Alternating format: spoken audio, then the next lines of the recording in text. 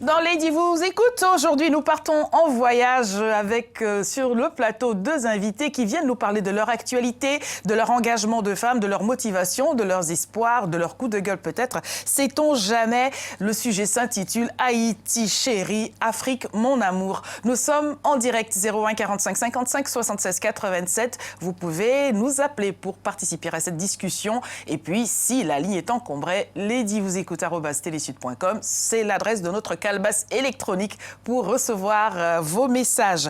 Merci de les recevoir avec moi. À ma gauche, Maggie Blanchard. Bonjour Maggie. Bonjour, comment allez-vous? Je vais très bien. Merci d'être venu rien que pour nous. Non, ça n'est pas vrai. Pour tous nos téléspectateurs, vous êtes arrivés du Canada où vous vivez, c'est bien cela? Oui, tout à fait. Vous êtes Maggie Blanchard, chanteuse de gospel. Oui. Et comme toutes les femmes, vous avez plusieurs paires de bras et vous faites plusieurs autres choses aussi. Plusieurs. Une actualité à annoncer. On verra l'affiche tout à l'heure. On va garder un tout petit peu le suspense pour que nos téléspectateurs n'aillent pas voir les feux de l'amour et qu'ils restent bien scotchés devant leur téléviseur. Et avec nous sur le plateau, elle est revenue, elle était déjà là il y a 2 ans. Assette Malanda, bonjour Assette. Bonjour Lady. Écrivain de son état qui revient avec un bel ouvrage qui s'intitule Les étoiles noires de Nollywood. On va pouvoir en revoir la première de couverture, Les étoiles noires de Nollywood. Nollywood, tout le monde connaît. Merci d'avoir écrit cela et puis surtout de venir nous en parler. Connaissez-vous Nollywood, Maggie? Je connais à peine. À peine. Ça me fait très plaisir de la rencontrer. Merci. On est là pour découvrir. Alors quand je dis Haïti chérie, qu'est-ce que cela suscite au-dedans de vous? Ça suscite mon enfance, mon éducation, ma jeunesse surtout. Oui. Et tellement de belles racines que j'ai accumulées, que j'ai compris aussi qui j'étais par la suite dans mon aventure avec mon Dieu surtout. Oui. Ouais, c'est bon de savoir qui on est. Mon identité propre, c'est vraiment ça, Haïti.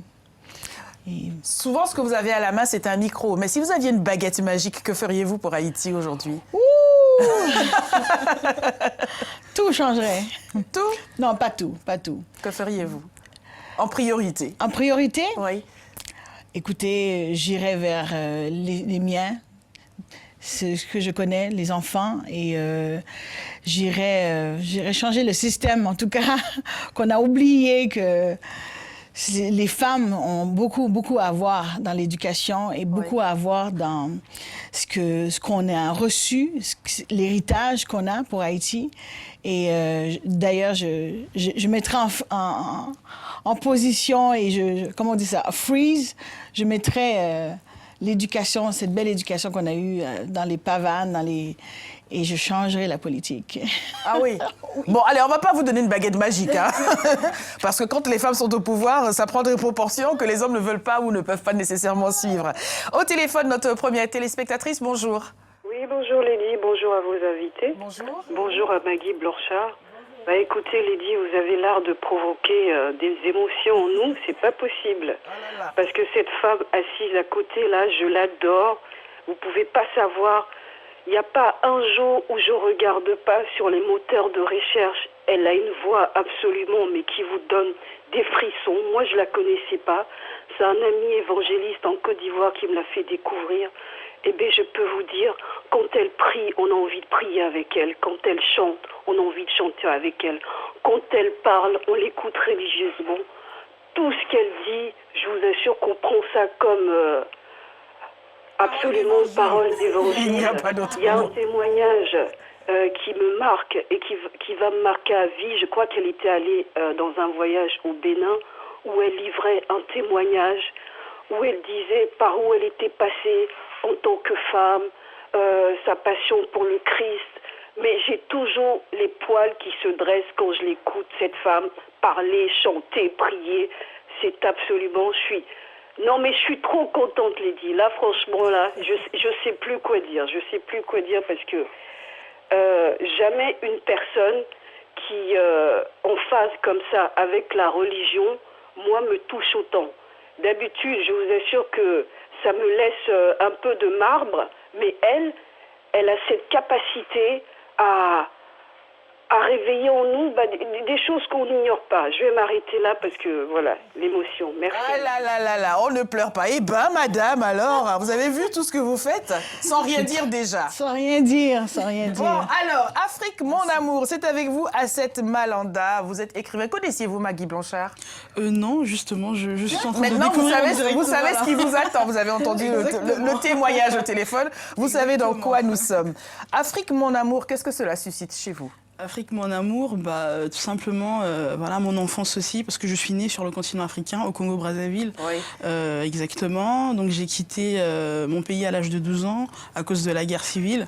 Donc j'y ai vécu également au Gabon aussi, durant 2 ans et demi. Et donc ensuite, j'ai atterri en France à l'âge de 14 ans. Donc l'Afrique, pour moi, représente beaucoup mes souvenirs d'enfance, mes premières années scolaires, la vie avec mes grands-parents, mes tantes, mes cousins, les amis dans le quartier. Énormément de choses, la beauté aussi de ce continent, tant au niveau culturel qu'au niveau tout simplement comment dire, une beauté que les gens en fait manifestent au quotidien, tout simplement. Voilà. Est-ce que j'ai bien entendu ou il y a une petite pointe d'émotion dans votre voix quand vous en parlez? Si. Bon, alors sortez les mouchoirs, les filles, hein, ça va pas être possible là, pendant 52 minutes. Je vous avais promis que ces dames avaient des choses à partager, des choses très fortes à partager et des choses qui remuent ce qu'il y a au-dedans de vous aussi. Qu'est-ce qui vous donne envie d'écrire donc sur Nollywood? Tout de même, vous êtes attaqué à une montagne carrément, une institution du cinéma africain. Nollywood, c'est une belle aventure que je suis en train de vivre depuis peu. Oui. Alors, qu'est-ce qui m'a poussée à écrire ce livre? Tout simplement, déjà, dans un premier temps, je suis une passionnée de cinéma, de littérature, de culture. En général. Voilà, et donc un jour, j'ai une cousine en fait qui revenait du Congo. Elle m'a apporté un DVD en me disant tiens, c'est un film nigérian, etc. et tout. C'est vrai que lorsque j'ai vu la pochette du DVD, ça me donnait pas très envie de regarder le film. Elle m'a vraiment incité, mais si, regarde, tu verras, c'est bien et tout. Ça fonctionne très bien au Congo, etc. et tout. Et donc, on a regardé. Et le film, il était doublé en lingala, la langue nationale du Congo. C'était juste drôle. Oui. Mais le sujet, en lui-même, le sujet abordé dans le film, c'était vraiment un sujet très captivant, très intéressant. Et donc là, à partir de ce moment-là, je me suis dit, tiens, il y a quelque chose peut-être à faire. Donc, à ce moment-là, j'ai commencé à regarder un peu plus, de temps en temps. Et un jour, j'ai décidé en fait de faire des recherches pour savoir est-ce qu'il existe des documents, vidéos ou écrits à propos de cette industrie. Donc, j'ai rien trouvé d'intéressant. Et vous avez dit, je vais pallier à ce vide juridique. Exactement. Nous allons prendre notre deuxième téléspectateur au téléphone, Monsieur Collet de la Défense. Bonjour. Oui, bonjour Lydie. Nous vous écoutons. Je salue vos invités. Bonjour. Elles ont le talent. Elles expriment bien et puis elles sont toutes belles. Moi, j'adore les belles femmes. Et ça, c'est ma passion. Quand je vois la belle femme, je suis très heureux. Bon, maintenant, j'ai que 3 questions à poser. Ma première question, les 50 ans d'indépendance sur le continent africain, quelle est leur appréciation? Quel bilan elles font sur les 50 ans d'indépendance? Deuxième question. La deuxième question. Aujourd'hui, quels reproches elles font aux premières dames du continent africain, les femmes, les premières dames? Tous les présidents africains sont mariés. S'il y a 20 présidents, ils ont 20 femmes qui sont les premières dames. Aujourd'hui, qu'est-ce qu'elles pensent un peu pendant le bilan de 50 ans de ces premières dames? Troisième question. Ma troisième question. La dame me dit qu'elle prie, elle donne la chair d'épaule. Prier aujourd'hui, le continent africain prie tous les matins, midi, soir. Mais pourquoi la misère domine tous les jours? Pourtant, on est tous croyants, on est chrétiens, nous prions, nous parlons tout en Dieu, mais rien ne change. Est-ce que prier peut rapporter quelque chose sur le continent africain aujourd'hui? Merci, Monsieur Collet. Alors, vous avez la parole, Maggie Blanchard. Vous êtes prise à partie nommément. Est-ce que prier règle les soucis en Haïti et en Afrique aussi? Prier règle bien des choses. C'est parce qu'on ne porte pas attention. Et on a l'impression que quand on prie à un Dieu trop lointain, alors que c'est un Dieu qui se manifeste, il est là. Et malgré on prie, on a l'impression qu'on peut jeter l'eau avec l'eau du bain parce qu'on n'attend pas la prière. On n'attend pas à ce que... On n'attend pas la réponse? On n'attend pas la réponse. On ne s'y attend pas ou on ne l'attend pas? On prie, mais on n'attend pas ce que Dieu va nous dire. On n'attend même pas une réponse. alors qu'on est dans nos train-train, dans nos démêlés, dans nos compromis, et tous les vices s'en suivent. Alors que le Seigneur dit « Invoque-moi et je te répondrai ». Mais pour répondre, et ça prend quelqu'un qui doit recevoir l'appel. Si j'appelle quelqu'un, je lui dis « Allô », j'attends que quelqu'un me dise « Allô, à l'autre bout ». Oui. Alors, on prie Dieu, on crie à lui, c'est vrai, mais on ne sait pas ce qu'il nous répond. On n'attend pas la réponse, on ne sait pas ce qu'il dit. Et voilà, c'est pour ça qu'on est dans la misère. Alors, il parle des 50 ans d'indépendance. Quel regard portez-vous sur Haïti aujourd'hui, avant de répondre à l'Afrique, Afrique, mon amour? On sait qu'Haïti a lancé la première pierre pour l'indépendance, et c'est un grand prix à payer. Surtout en France, je ne veux pas le cacher. Bien sûr qu'il y a beaucoup de compromis qui a été fait après cette indépendance. Il y a eu toutes sortes de démagogie qui a été lancée, qui a été fait sous cachette, dans la noirceur, alors que en lumière, c'est un peuple qui souffre et qui aime Dieu et qui cherche encore cette libération qu'ils ont lancée, cette liberté qu'ils ont voulu prendre. Et ce que je sais, c'est que ça ne s'arrête pas là. C'est que c'est un peuple qui va éclore encore. Je sais, c'est une promesse. Si vous ne croyez pas dans les promesses de Dieu, moi, j'y crois. C'est vrai, on a les démêlés, on peut faire tellement de choses, mais tout vient de là-haut. Tout vient. Concert de gospel dimanche le 13 avril, on regarde l'affiche. Alors, Madame de Vanvin, vous allez devoir y être. Hein. La chair de poule, ce sera pour de vrai et pas en chocolat cette fois-ci. On regarde l'affiche, c'est le dimanche 13 avril à 19h30 à l'espace Lumière. Je chausse mes lumières pour pouvoir lire l'adresse. 6 avenue de Lattre de Tassigny. C'est à Épinay-sur-Seine dans le 93. Et puis, il y a un tarif annoncé, c'est 20 €. Alors, Maggie Blanchard en concert, il ne faut tout simplement pas le manquer. Il n'y a qu'une seule date. Qui aura-t-il à ce concert, Maggie, avec vous? Il y a Georges Seba et la Oui. chorale, comme vous avez vu, la chorale Le Chœur de Gospel de Paris. Et il y a un autre homme que je ne connais pas. Ça, il va être content d'apprendre que vous ne le connaissez pas. Vous l'allez découvrir. Oui, le Gold Unity, je crois. Oui. Et ce que je sais pour ma part, je sais ce que j'apporte, je sais ce que Georges Seba peut apporter avec la chorale. Et ça, on promet un temps délicieux, je crois. Voilà, la promesse est faite. Question à monsieur qui appelait au téléphone. Quel regard portez-vous sur les 50 ans de dépendance de cette Afrique que vous aimez beaucoup? Et puis aussi, quelle réponse avez-vous à donner aux premières dames, dit-il? Car leurs chers et tendres époux sont donc aux commandes de telle ou telle autre nation. Qu'auriez-vous envie de lui répondre? Déjà, merci pour cette question. C'est une question très intéressante. Donc déjà, avant de parler des 50 ans d'indépendance des pays africains, donc je vais faire un petit clin d'œil à Haïti, que l'on connaît tous comme la première république noire indépendante. Donc voilà, cela fait bientôt un peu plus de 200 ans. Donc en ce qui concerne les 50 ans d'indépendance des pays africains, moi, en ce qui me concerne, en tout cas, les pays africains, pour moi, ne sont pas indépendants. Indépendants dans le sens où, officiellement, ok, sur le papier, ça a été signé, les pays africains sont indépendants, mais dans les faits, pour des pays qui sont soi-disant indépendants, ces pays-là n'ont aucune souveraineté. Il n'y a qu'à voir, en ce qui concerne certaines décisions au niveau politique, au niveau économique, au niveau social. Donc il reste beaucoup de choses à faire. Après moi, ceux qui sont au pouvoir aujourd'hui en Afrique, je crois pas en eux, donc voilà, faut pas rêver, donc faut accepter les choses telles qu'elles sont, malheureusement pour l'instant. Malheureusement, les premières dames, normalement, comme le dit le fameux dictant, derrière un grand homme se cache une grande femme. Les premières dames d'Afrique, franchement, je ne vois pas ce qu'elles font de percutant, de pertinent dans nos différents pays. De temps en temps, on les voit aller inaugurer une école, un dispensaire, un puits d'eau. Franchement, je pense qu'attendez-vous de ces premières dames? Et pensez-vous qu'elles ont les coups des franges? Ne sont-elles pas tout simplement des bonnes femmes comme toutes les autres?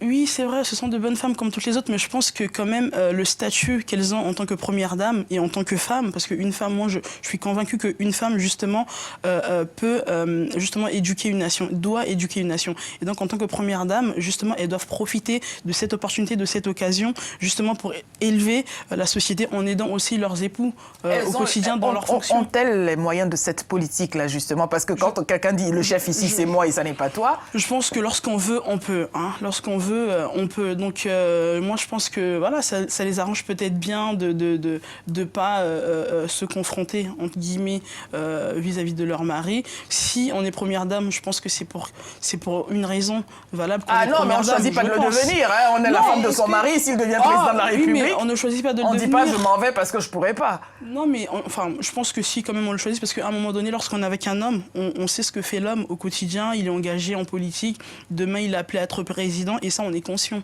On le sait. Que demain, peut-être que mon mari sera président et moi, première dame. Donc, en amont, on le sait déjà. Donc, je pense que si elles veulent, elles peuvent faire de grandes choses. Maggie Blanchard, sur ce point-là. Moi, je trouve que ces femmes, pour avoir rencontré quelques-unes d'entre elles, en Afrique d'ailleurs, je peux seulement saluer leur force et leur courage parce que c'est des femmes qui sont très discrètes parce que la culture veut ça, d'abord. C'est ce que je pense. Mais c'est incroyable aussi ce qu'on peut voir, la différence dont elles ont pouvoir de faire, ce qu'on leur permet de faire. Je salue déjà cette force parce que j'en connais quelques-unes. Je ne veux pas les nommer, mais je veux bien les saluer justement à cause de ce coin dont elles occupent et qu'elles le font bien quand même. Ça, je peux dire que je connais dans les soubassements le courage et l'ardeur de ces femmes qu'ils ont pas... La culture ne veut pas que cette femme apparaisse en plein public, à part de tais-toi et sois belle, sois jolie. Mais il y a vraiment quelqu'un qui milite derrière ces hommes. Il y a vraiment une femme qui milite. Je peux l'attester. Voilà qui est dit. Alors, nous allons repartir sur les quelques images que vous avez de Nollywood. Pour ceux qui ne connaissaient pas, si vous ne connaissiez que certaines, comment dit-on, favela, telenovela, je ne sais pas. Voilà, les feuilletons. Merci, il y en a une qui regarde la télé. Donc, les films, les feuilletons, les séries brésiliennes et américaines et tout. Il y a donc les étoiles de Nollywood. On a un extrait que vous avez bien voulu nous apporter. C'est l'extrait d'un film qui s'intitule Phone Swap. Donc, en français, on a échangé nos téléphones. Oui. Et le réalisateur, il est du Nigeria. Donc voilà, c'est Kunle Afolayan, il s'appelle. Donc c'est un film de comédie. Une comédie très... Petit extrait, on regarde cela. Alex, will Akin be in Abuja for the retreat? I can't say. Alex, where's Akin? Where is Mary? Hey, my babe needs one tall, fine, rich guy. Hey, Akim! Nee, this your boyfriend is fine, so what do I do with him now? You mad? Will you take your hands off me? Silly, come on. Like that.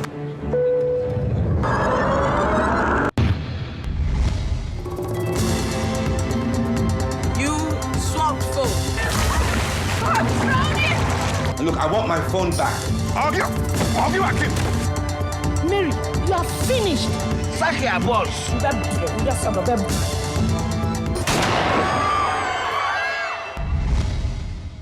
When you wake up, you draw your plan, the list of the places you've got to go. But fate has a plan for everyone, everyone. Fate has a plan for everyone. Sometimes you think all is locked down, but you never know what is coming next. Fate has a plan. Petit extrait donc de ce film. Moi, je suis restée scotchée sur l'image de la maman avec son pain noué autour des reins et avec son revolver à la main. Messieurs, il n'y a plus qu'à bien se tenir. Est-ce que vous pensez que le monde va aller comme ça? Je disais tout à l'heure qu'il ne fallait pas vous donner une baguette magique. Il y a donc pire comme ça. Vaut mieux me donner la baguette. Alors, vos impressions, en aviez-vous déjà vu de ces films-là, justement? J'en ai déjà vu. Oui. Franchement, je les écoute pas trop parce que il y a un côté tellement surréaliste que je trouve parfois qui me laisse un peu... mais le côté comique, j'aime bien. Mais le cinéma n'est-il pas surréaliste en l'occurrence? Oui, mais on veut passer cette réalité-là. Je vois bien, souvent ça rime à l'histoire romantique, celui qui trompe sa femme et puis qui a une maîtresse et puis que ça revient. Oui. Bon, le monde, quoi. Oui, quoi. Mais après... oui, j'aime le sérieux des jeux, parfois, qui sont très drôles. Quand c'est très drôle, j'aime bien ça. Mais quand c'est trop sérieux, je trouve ça un petit peu... Alors, est-ce que, justement, ce que vous décriez, là, et que vous décrivez, quand bien même ça n'est pas très heureux, n'est-ce pas comment le monde, malheureusement, est beaucoup aujourd'hui? Ah oui, beaucoup. Ce cinéma n'est-il pas à l'image de ces réalités sur le terrain? C'est vraiment à l'image. Mais, comme je peux dire, je ne m'intéresse pas vraiment à ce genre de film, quoi. Mais si vous vous intéressez par ces réalités, pourquoi? Qui va donc prier pour ces choses-là pour que ça change? Il faut bien que quelqu'un voit ce qu'il y a sur le terrain pour invoquer Dieu et que les choses changent. Alors, comment fait-on concrètement? On est téléspectatrice dans son canapé, on voit des films, et puis un jour on se dit, je vais rentrer dans la danse et je vais, à ma manière, vous avez parlé de la recherche que vous avez effectuée, comment faites-vous pour entrer en contact avec les réalisateurs, les actrices, les acteurs? Alors, l'année dernière, j'ai participé au premier festival, à la première édition du festival Nollywood Week Paris. Donc, c'était un festival dédié justement aux films nigérians à Paris. Donc, j'ai une amie qui m'a appelée en me disant « Tiens, à Paris, il va se dérouler un festival dédié au cinéma nigérian, donc à Nollywood. Donc, toi qui aimes justement Nollywood et les films en général, je pense que ça va te plaire. » Et donc, tout de suite, j'ai postulé. Et on m'a tout de suite répondu, donc j'ai été convoquée, je suis partie. Et donc voilà, j'ai intégré l'équipe de Nollywood Week en tant que volontaire, en qualité de chaperonne. Donc chaperonne, tout simplement, signifie être au quotidien avec les réalisateurs, discuter avec eux, savoir ce dont ils ont besoin. Et donc ça m'a permis justement de pouvoir discuter avec certains réalisateurs, d'être près des réalisateurs que j'ai toujours admirés, que j'admire leur travail. Et donc ça m'a permis aussi justement de pouvoir alimenter mon livre, parce que dans ce livre, en fait, au niveau du squelette, bien évidemment, je parle de la genèse de Nollywood. Et ensuite, j'ai fait des portraits des différents réalisateurs, acteurs et actrices clés de cette industrie. Donc, je ne parle pas que de Nollywood, mais je parle également aussi du Ghana, parce que le Ghana aussi, justement, commence à arriver très vite derrière le Nigeria en ce qui concerne le cinéma. Et donc, en fait, pour justement répondre un petit peu à Maggie, qui disait oui, ouais, c'est un cinéma, voilà, pour elle, enfin, ce cinéma est un cinéma surréaliste. J'ai juste envie de dire, déjà par définition, c'est sûr, le cinéma, c'est aussi pour faire rêver les gens. Donc c'est quelque part au-delà du réel. Mais aussi, ce que les gens oublient, c'est que le cinéma nigérian, Nollywood en l'occurrence, justement, se base sur les faits, sur les réalités que vivent les gens au quotidien. Ouais, donc la plupart des histoires, ce sont vraiment des réalités que les gens vivent au quotidien, et les gens se reconnaissent justement, dans ces films-là, parce que voilà, c'est ce qu'ils vivent, quoi. Tout simplement, ils se reconnaissent. Et c'est pas qu'une réalité nigérienne, c'est une réalité, j'ai envie de dire, globale en fait à l'Afrique. Il y a tout plein de sujets qui sont abordés, donc voilà, des femmes justement au pouvoir. Avec le revolver à la main, même si elles ont le pagne. Ça c'est une belle image. Moi, rien que pour ça, j'aurais envie de revoir l'image. Il y a énormément de sujets qui sont abordés hein, au niveau de la société. Il y a de la romance, du drame, de la fiction. La vie, quoi. Enfin, la vie, quoi, la vie. Bon, alors on reprend Monsieur Collet qui est en attente depuis un moment pour sa deuxième intervention. Bonjour à nouveau. Oui, bonjour. Je suis très heureux de rencontrer ces femmes-là sur le plateau. Il y a une qui prie, qui demande à Dieu d'aider le continent africain. Et il y a une qui écrit et qui développe un peu la pensée, le savoir-faire, vivre la vie de tous les jours, parler beaucoup de choses dans ses écritures. Mais moi, je veux utiliser ces femmes-là pour qu'elles écrivent sur moi, pour que l'autre prie sur moi. Pourquoi je vais les utiliser? Je vais démontrer une association qu'on appelle 7 milliards d'habitants, qui englobe toute la population de la planète. Alors, la pauvreté aujourd'hui, dans les années à venir, la pauvreté sera une autre guerre mondiale. Ou bien même elle est déjà la pauvreté. Alors, je veux que vous écriviez, moi, mon image, M. Collet sur Oloud, pour dire que voilà, M. Collet qui veut combattre la pauvreté sous toutes ses formes, la pauvreté intellectuelle, la pauvreté industrielle, la pauvreté mais dans toutes ses formes. Alors, je vais travailler avec vous.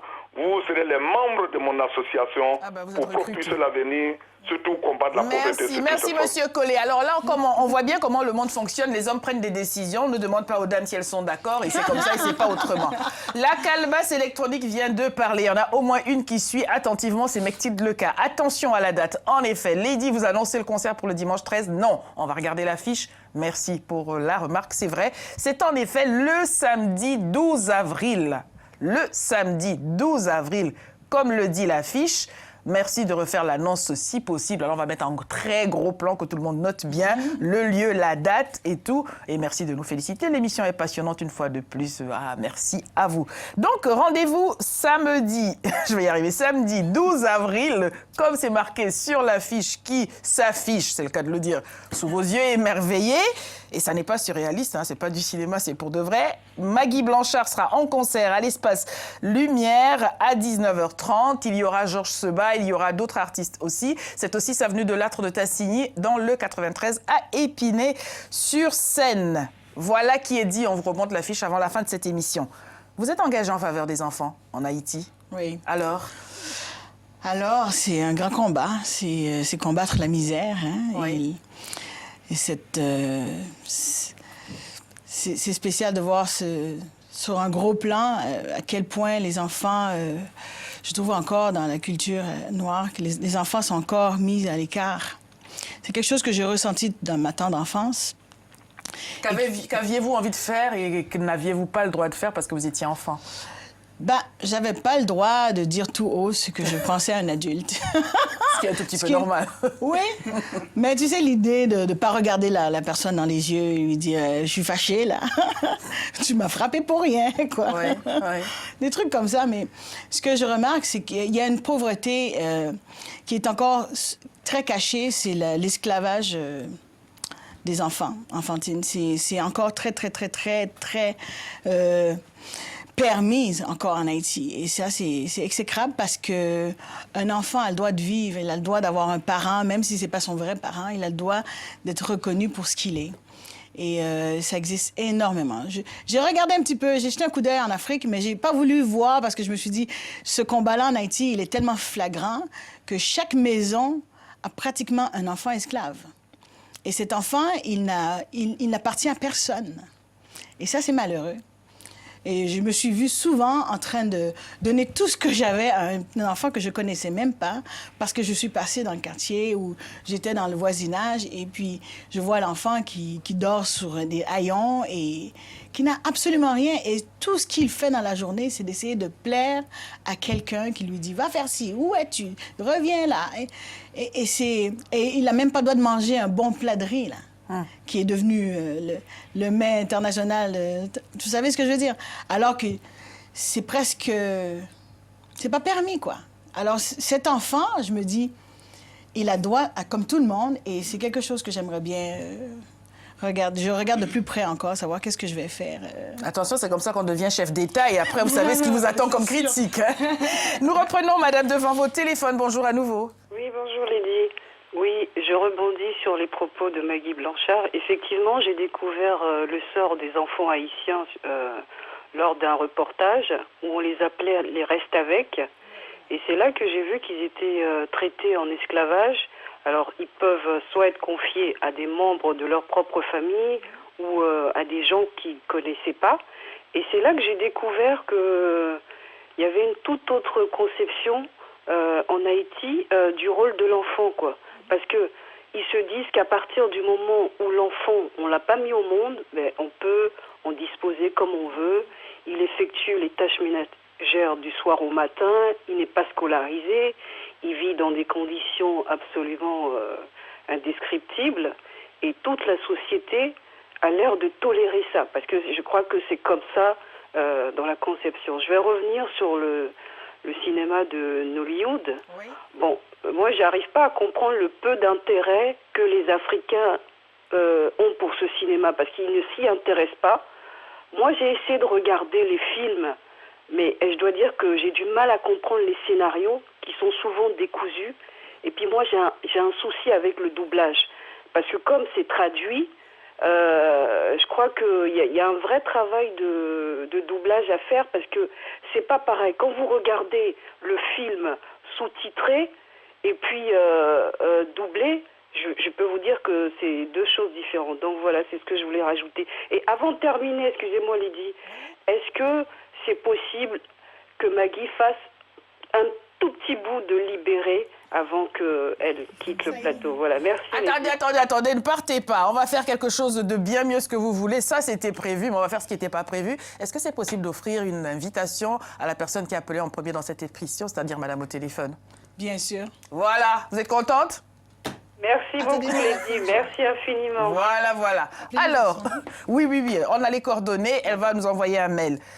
Sur Nollywood, le doublage, en effet, je vais en rajouter une couche. Quand on regarde, en effet, soit c'est très bien doublé, trop bien, et c'est doublé par des acteurs français, on aime tout simplement décontenancé de voir une femme avec sa houe sur l'épaule qui va au champ et qui parle le français de Molière. On se dit, il y a un décalage quand même. N'y a-t-il pas des voix d'Africains, quel que soit le pays, pour restituer un minimum d'authenticité? Et puis aussi ce que disait Madame au téléphone. Oui, donc là, pour restituer un petit peu ce cinéma-là dans son contexte, donc déjà, ce qu'il faut savoir, le Nigeria est un grand marché à lui tout seul, du fait de sa grande population. Donc le Nigeria crée ses images et ensuite, ils les consomment eux-mêmes. Donc aujourd'hui, si je ne me trompe pas, la population nigériane, elle s'élève à 178 millions d'habitants.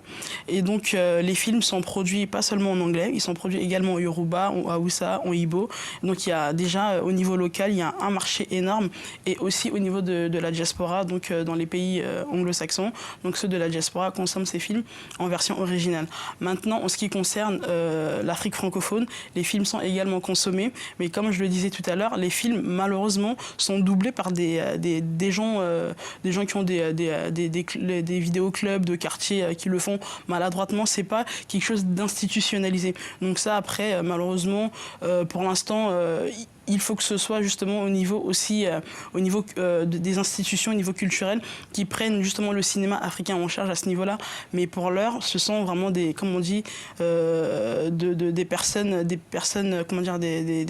particuliers qui prennent en charge ce genre de doublage. Comme vous avez fait un livre, si vous aviez eu envie de faire ces doublages, vous en seriez occupé. Peut-être que ça va venir. Bah ça, après, le doublage, moi, ça m'intéresse pas, peut-être être derrière la caméra. Et donc, juste pour justement répondre au doublage fait en français, les films que vous voyez justement ici, vous les regardez sûrement sur la chaîne Nollywood TV. Ce sont des doublages qui sont faits bien sûr par des Français et ça, moi-même également, ça me choque. Mais malheureusement, la nature a horreur du vide. Donc le groupe Théma a décidé justement d'acheter quelques heures de tournage. Après, ce sont des vieux films, mais aujourd'hui, le Nigeria, en tout cas, nous propose une nouvelle génération de cinéastes qui nous propose justement un cinéma de qualité au niveau de l'image, du son, au niveau même des doublages. Donc après, il faut vraiment connaître, savoir ce que l'on veut regarder, ce que l'on veut consommer comme produit. Donc après, regarder Nollywood TV, c'est bien, mais c'est pas ce genre de film qui représente Nollywood aujourd'hui. C'est vrai, comme souvent d'ailleurs. Alors, avons-nous en régie la musique pour Maggie Blanchard? Levez la main droite si c'est oui. On a. Alors, c'est juste merveilleux. Nous allons regarder une petite bande-annonce. C'est un prétexte pour vous installer pendant que cela passera. C'est celle déjà du concert. Je le rappelle, c'est le samedi 13 avril 2014 à 19h30. Pendant que la bande-annonce passe, Maggie, vous allez pouvoir vous installer pour nous faire ce qu'a demandé notre téléspectatrice. On regarde.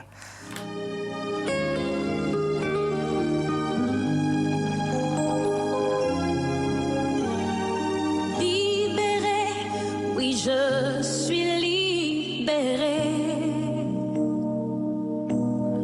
Mes péchés sont pardonnés. Maintenant je suis sauvée. Délivrée, oui, je suis délivrée. Waouh, mais c'est qui? Tu connais pas? Non, c'est qui? Eh ben, elle, c'est Maggie Blanchard. Maggie Blanchard? Bien sûr. Elle est du Canada et d'ailleurs, elle va venir en France. Elle vient en France, mais quand? Le 12 avril. Le 12 avril, mais où? C'est ça. Alors, attends. J'ai même l'affiche.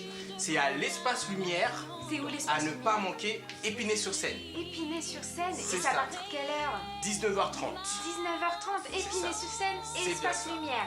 Effectivement. Waouh. En sachant, il y aura O'Neill, un rappeur qui nous vient de Suisse, Georges Seba et le Chœur de Paris, Waouh. Chœur Gospel de Paris, et le groupe Gold Unity. Waouh, mais ça a l'air génial. Ça promet, ça promet. Ça a l'air d'être un concert au top, quoi. C'est ça. Tu penses venir? Ah ouais, mais c'est clair, je vais même ramener du monde. Ah, ça, je t'encourage à le faire. Et vous aussi, soyez au rendez-vous. Justifié, oui je suis justifié. J'ai choisi ce chant parce que je pensais que ça pouvait parler à quelqu'un ce matin.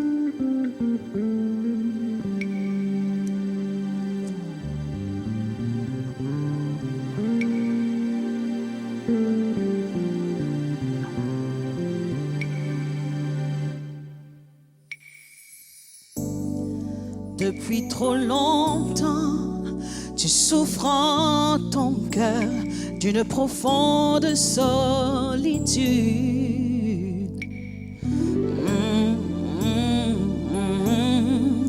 J'aimerais te dire qu'il y a quelqu'un qui connaît tes soupirs. J'aimerais te le présenter, son nom est Jésus, et lui seul peut transformer tes peines en joie. Il voit ta misère, il entend tes cris de douleur, de douleur. Personne ne peut t'aimer, ni ne peut t'assurer, plus qu'un frère, plus qu'un ami. Pour toi il a donné sa vie. Personne ne peut t'aider, ni ne peut te sauver. Oh, comment te persuader? Il ne désire que t'aimer.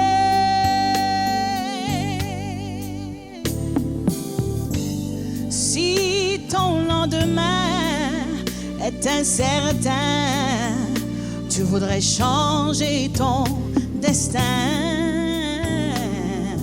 Oh, oh, j'aimerais te dire qu'il y a quelqu'un qui connaît tes besoins, quelqu'un qui te tend la main. Son nom est Jésus, et lui seul peut tout changer. Jamais il ne te délaissera, il marche devant toi et assure tes pas par la foi.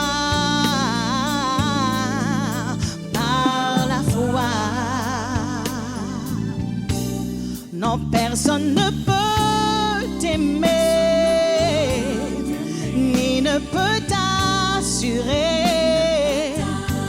plus qu'un frère, plus qu'un ami.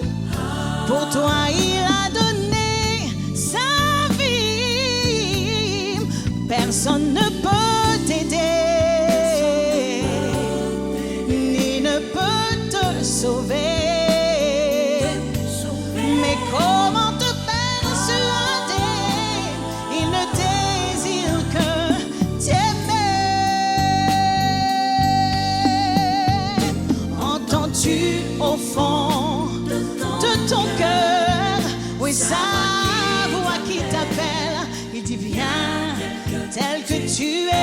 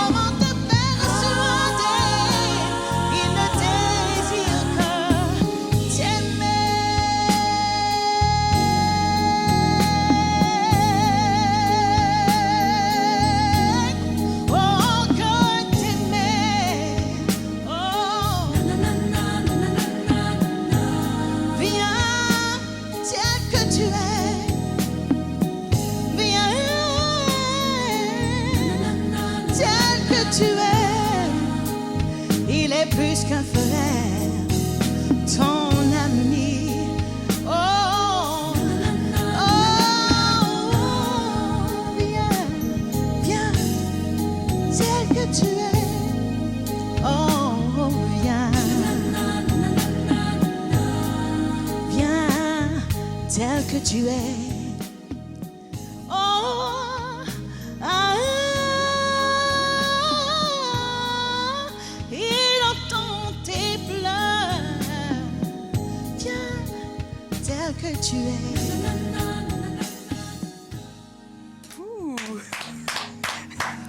Bon, voilà. Alors, viens, mais où? Alors, on va vous dire où est-ce qu'il faut aller. C'est à l'Espace Lumière à 19h30 le samedi 12 avril. Je vous demande vraiment de me pardonner, mais je n'ai fait que des bêtises avec la date. Donc, je le redis et j'espère que tout le monde l'aura entendu. C'est bien le samedi 12 avril 2014 à 19h30 à l'Espace Lumière. Monsieur Collet qui tout à l'heure disait « j'aime ces dames et ceci et cela ». Non, personne d'autre que, hein, voilà, l'invitation est lancée. Vos réactions à cette Malanda? Waouh! Chair de poule? Chair de poule, époustouflée. Alors, on va faire un gros plan sur les bras pour voir si la poule est passée par là. Oui? Non, franchement, vous avez une voix magnifique. J'étais emportée. Non, franchement, merci. Très, très belle voix et plein d'émotions. Vous donnez vraiment tout ce que vous avez. Tout ce que j'ai. C'est magnifique. C'est à lui. C'est magnifique. Mon petit doigt me dit que je sais où vous serez samedi prochain à 19h30. Me trompais-je? Merci. C'est vrai? L'invitation est donc lancée, mesdames et messieurs. C'est Maggie Blanchard. Et là, ce n'est que l'apéritif. Le plat de résistance, je ne vous le raconte même pas. Vous aurez la lourde charge de nous appeler dans les émissions de la semaine prochaine pour nous dire comment les choses se sont passées. Sinon, vous risqueriez de penser que nous sommes là pour faire de la publicité. N'est-ce pas que non? Haïti chérie, Afrique mon amour. Voilà qui est dit. La ligne reste ouverte 01 45 55 76 87. Peut-être avez-vous encore des choses à nous dire au fond de la calebasse électronique. Je voudrais vous laisser reprendre votre souffle. Alors, parlons de ce cinéma, là, Les Étoiles Nollywood. Pour qui avez-vous écrit ce livre? Pour qui? Je l'ai écrit pour tout le monde. Hein. Donc, comme je le disais tantôt, donc j'ai décidé d'écrire le livre déjà dans un premier temps pour promouvoir justement l'industrie du cinéma du Nigeria et du Ghana, parce que ce cinéma-là est mal connu de la diaspora francophone ici en France. Et aussi des Français tout simplement. Donc c'est un ouvrage pédagogique qui justement, en tout cas, permettra aux amateurs, aux professionnels comme aux novices d'avoir un outil pour tout simplement appréhender qu'est-ce que c'est que Nollywood. Et donc voilà, c'est un gros essai que j'ai fait de 295 pages. En combien de temps? En combien de temps? En 5 mois à peu près. Mais vous ne faisiez que cela. Que cela. Et pourtant, vous êtes occupé par ailleurs. Oui, mais justement, j'avais pris, on va dire, voilà, quelques vacances pour me consacrer justement à l'écriture de ce bouquin, et que j'ai d'ailleurs édité à compte d'auteur. Et donc, toutes les personnes qui ont participé justement à ce projet, ce ne sont que des amis. Donc, j'ai décidé de travailler avec des amis que j'ai rémunérés également. Vous êtes donc riche, madame? Pas du tout, parce que je considère que tout travail mérite salaire, même si c'est un ami qui le fait, même s'il faut que je lui donne 100 €, 200 ou 300. Voilà, je le fais parce que c'est normal. Je suis dans une logique entrepreneuriale, donc il faut commencer, même si on n'a que 20 €, pour justement dépanner la personne qui a pris son temps pour t'aider à réaliser justement ce projet qui me tient à cœur. Donc par exemple, la couverture, le design, je l'ai fait avec un ami qui a son agence de communication, donc Canadien C. Donc la photo, je l'ai fait pareil avec Enkiel, un photographe vraiment très talentueux. La correction du livre en français et en anglais. Donc, car le livre est donc traduit en anglais, c'est là où je voulais en venir. Voilà. Et alors justement, pardonnez-moi de vous interrompre, comment vous remercie le cinéma Nollywood? Ont-ils connaissance de ce livre? Mesurent-ils le travail qui a été fait? Et on a compris qu'ils ont des belles parts de marché, mais bon, voilà donc que ceux qui n'étaient pas encore amis avec ce cinéma-là vont certainement l'être à travers ce livre. Voilà. Quel retour avez-vous? Alors, donc, comme justement le 4 avril, donc j'ai justement fait une soirée de lancement pour la sortie du livre, pour la version française. Et donc là, déjà, j'ai des soutiens d'un certain monsieur qui s'appelle Victor Olatoye, donc qui vit aux États-Unis, qui a justement créé ce que l'on appelle les African Oscars. Donc voilà, j'ai son soutien. Donc en septembre, normalement, je suis invitée à Hollywood pour la prochaine édition des Oscars. Aussi, je suis soutenue par justement une actrice réalisatrice qui s'appelle Outié Djambo, qui m'encourage dans ce que je fais. Aussi, un de ces XP qu'on a vu justement dans l'extrait du film qu'on vient de voir. Ouais. Voilà, pas mal de personnes qui ne vous connaissaient pas et qui, par votre travail... Voilà, que je n'ai pas encore vu, pour la plupart, que je n'ai pas encore vu, qui me soutiennent, avec qui j'ai échangé, avec qui j'ai discuté, qui justement attendent le livre avec impatience pour la version anglaise. Donc justement, tout ça, c'est prévu aller au Nigeria, au Ghana. Aussi, certains réalisateurs que j'ai eu l'opportunité, la chance de rencontrer, avec qui j'ai discuté.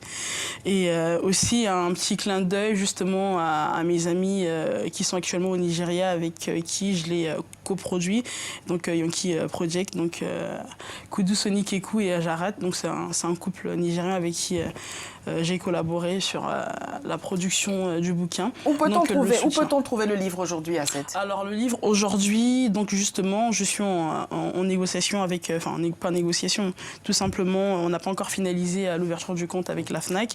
Oui. Donc il sera disponible en Fnac, la Fnac de Châtelet. Ensuite, on pourra le trouver à la librairie Taméry, Présence Africaine et à l'Harmattan.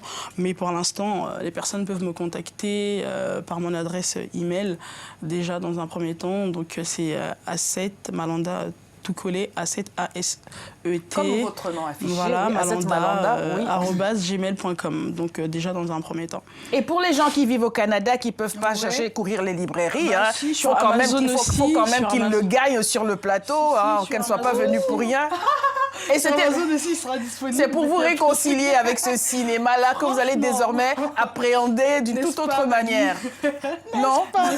Merci. Écoute, je vais me réconcilier juste à cause de toi. Non, parce que franchement, juste pour insister... oui, allez-y, insistez, on est là pour ça.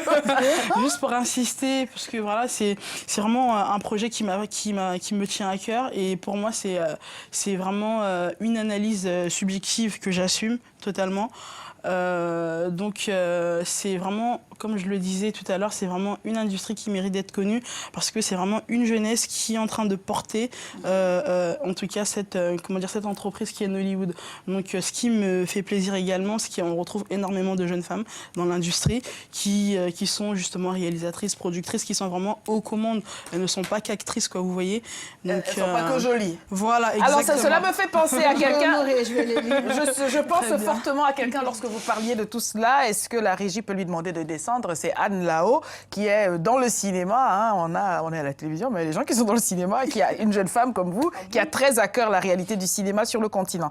Maggie Blanchard, quelles sont vos perspectives pour vous-même, pour l'Afrique, pour Haïti, pour le monde entier? Et bien sûr, on ne va pas oublier le Canada, que j'ai senti poindre comme cela dans votre accent. Oui, carrément. Hein. Alors? Ça trahit.